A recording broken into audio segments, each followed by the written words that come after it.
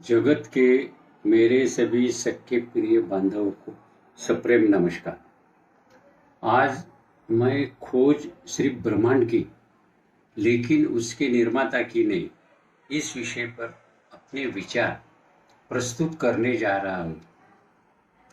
मानव जाति के इतिहास को देखें तो एक बात स्पष्ट रूप से दिखाई देती है कि अरबों वर्षों की इस यात्रा में मनुष्य ने आध्यात्मिक चिंतन और आधुनिक विज्ञान दोनों के माध्यम से ब्रह्मांड के रहस्यों को समझने का निरंतर प्रयास किया है। इस खोज यात्रा में उसे प्रकृति की विभिन्न शक्तियों, ऊर्जा, नियमों और तत्वों का ज्ञान हुआ।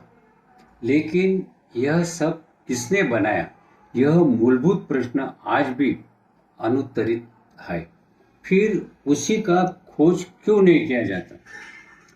आध्यात्मिक दृष्टिकोण से देखें तो ऋषि मुनियों ने ध्यान, तपस्या और अंतर्मुखता के माध्यम से ब्रह्मांड के रहस्य को समझने का प्रयास किया।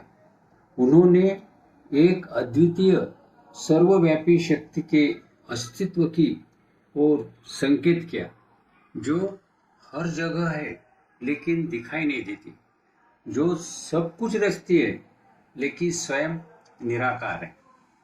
दूसरी ओर आधुनिक विज्ञान ने प्रयोग, निरीक्षण और तर्क के आधार पर ब्रह्मांड के नियमों को समझाने का प्रयास किया।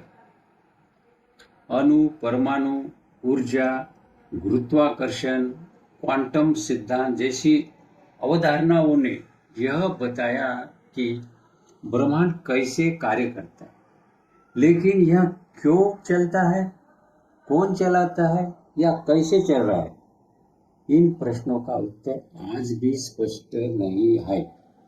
इन दोनों धारणाओं में मनुष्य कहीं न कहीं भ्रम में पड़ गया, क्योंकि उसे अपार शक्ति मिली। उन शक्तियों का उपयोग करके उसने प्रकृति पर कुछ हद तक नियंत्रण पाया, तकनीक विकसित की, संपत्ति अर्जित की और अपने श्रेष्ठत्व को सिद्ध करने का प्रयास किया। लेकिन इस यात्रा में एक गंभीर विसंगति भी दिखाई देती है। ज्ञान का उपयोग विकास के साथ साथ संघर्ष, युद्ध और वर्चस्व के लिए भी हुआ। इसी कारण मनुष्य ने अपने ऊर्जा और संसाधनों का उपयोग विजय प्राप्त करने, सत्ता स्थापित करने और भौतिक संपत्ति इकट्ठा करने में किया। इसके चलते पीढ़ी दर पीढ़ी मनुष्य नष्ट होता आया है और आज भी हो रहा है। 19वीं सदी समाप्त हो गई, 20वीं सदी का भी एक बड़ा भाग बीत चुका है, लेकिन मूल प्रश्न निर्माता या उस अदृश्य शक्ति की खोज आज भी पीछे छूट गया है। संभव है कि वह मनुष्य की बुद्धि से परे हो और ब्रह्मांड की सभी गतिविधियां पूर्व नियोजित हो। मनुष्य यह जानता है कि युद्ध और संघर्ष से कोई समस्या नहीं हल होती, बल्कि नुकसान ही होता है। फिर भी वह वैसा ही व्यवहार क्यों करता है? सभी लोग एकजुट क्यों नहीं होते? मनुष्य के बीच विभाजन कौन करता है?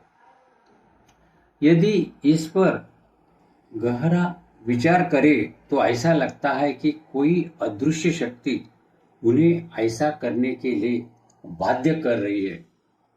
शायद प्रकृति ही इसका कारण हो, और इस सत्य को हर व्यक्ति को समझना आवश्यक है। इससे एक महत्वपूर्ण प्रश्न उत्पन्न होता है, ज्ञान का उद्देश्य क्या है? क्या केवल बाहरी दुनिया पर नियंत्रण प्राप्त करना है या अपने अंतर्मन को समझना? मेरे विचार से विज्ञान और अध्यात्म में कोई संघर्ष नहीं है, बल्कि वे एक दूसरे के पूरक है। विज्ञान हमें कैसे बताता है, जबकि अध्यात्म क्यों का उत्तर खोजता है। यदि दोनों के बीच संतुलन स्थापित हो जाए तो हम न केवल बाहरी ब्रह्मांड बल्कि अपने अस्तित्व के रहस्यों को भी समझ सकते हैं। वास्तव में निर्माता कौन है, यह प्रश्न शायद कभी पूर्ण रूप से हल नहीं होगा, क्योंकि यह केवल बुद्धि का प्रश्न नहीं बल्कि अनुभूति का विषय है। लेकिन इस प्रश्न की खोज ही मनुष्य को अधिक संवेदनशील, जागरूक और संतुलित बनाती है। अतः भाइयों, आइए हम सभी एकजुट होकर बिना किसी संघर्ष के उस सृष्टिकर्ता को प्राप्त करने के लिए अपने अमूल्य जीवन की कुछ ऊर्जा और कुछ समय समर्पित करें। इसी आशा के साथ मैं अपनी बात समाप्त करता हूँ। धन्यवाद।